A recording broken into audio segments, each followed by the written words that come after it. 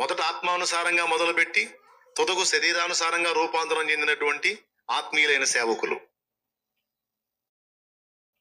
మొదలుపెట్టినప్పుడు ఆత్మానుసారంగానే మొదలుపెట్టారు, చివరికి శరీరానుసారులుగా మారిపోయారు.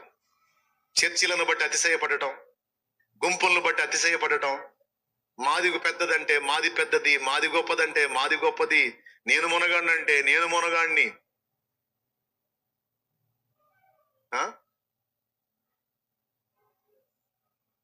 నాదింత గుంపు అంటే నాదింత గుంపు, నాది గొప్ప నాది గొప్ప నాది గొప్ప. నేత్రాశ, శరీరాశ, జీవపుటము. లోకములో ఉన్నవన్నీ మూడు. ఏంటి చెప్పండి?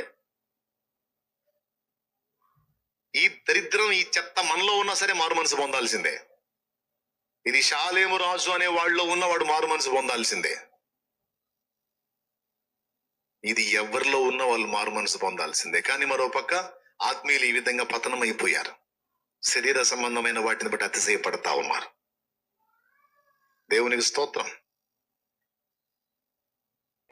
హల్లెలూయా. నేను నన్ను వెంబడించే బిడ్డల విషయంలో కూడా నేను అదే చెప్తాను. పెద్ద మందిరం కట్టాలి, పెద్ద సేవ చేయాలి, పెద్ద సంఘం కట్టాలి, పెద్ద పాస్టర్ అనిపించుకోవాలి అనే ఆలోచనలు వదిలేయండి.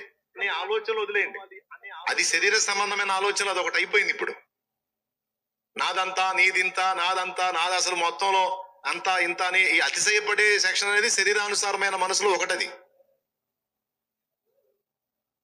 నేను మీకు చెప్తున్నది ఏంటంటే, మీకు చెప్పినా నాకు నేను చెప్పుకున్నా, ఇదిగో సంఘంగా ఉన్న మీకు బోధించిన, ఫస్ట్ మనం నేర్చుకోవాల్సింది మనల్ని మనం కట్టుకోవటం. దేవుడు మనకు బోధిస్తుంది, ఒరే బాబు నువ్వు కడుదువు గానీ తర్వాత ముందు అసలు నిన్ను నువ్వు కట్టుకోనాయనా. దీనికి నిరూపణగా మీరు విశ్వసించు అతి పరిశుద్ధమైన దాని మీద మిమ్మల్ని మీరు కట్టుకోనొచ్చు. ఇప్పుడు ఇక్కడ కూడా ఏం చెప్తున్నాడు? ప్రతివాడు దాని మీద కట్టుకుంటున్నాడు, కడుతున్నాడు. మనందరినీ కలిపి దేవుడు కడుతున్నాడా, లేకపోతే మనల్ని మనం కట్టుకుంటున్నావా అంటే రెండు నిజమే. మనల్ని మనం కట్టుకోవాలి, మనందరిని కలిపి దేవుడు కడతాడు. అదొక ఘట్టం. ఆయన మనందరినీ కలిపి కట్టునట్లు ముందు మనల్ని మనం కట్టుకోవాలి. కట్టుకొని యజమాని వాడుకున్నకు అర్హమైన పాత్రగా మనం ఆయనకు అందుబాటులోకి వెళ్ళాలి. యజమానుడు వాడుకున్నకు అర్హమైన పాత్రగా మీరుండునట్లు మిమ్మల్ని మీరు ప్రత్యేకపరచుకోండి. ఇదంతా దేవుడు నిన్ను చేయమంటున్నాడు, నన్ను చేయమంటున్నాడు.